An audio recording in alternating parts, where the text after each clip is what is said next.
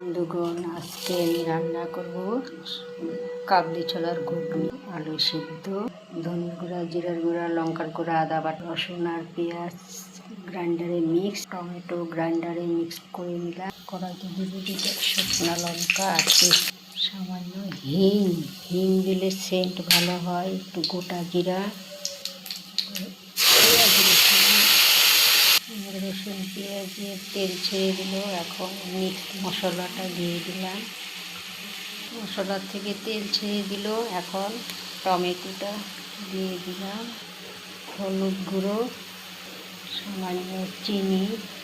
মশলা থেকে তেল ছেড়ে দিয়েছে। এখন সেদ্ধ করা কাবলি ছোলা, সেদ্ধ করা আলুটা দিয়ে দিলাম।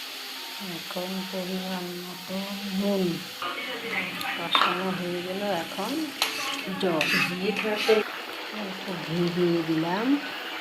হয়ে গেল আমার কাবলি ছোলার ঘুগনি।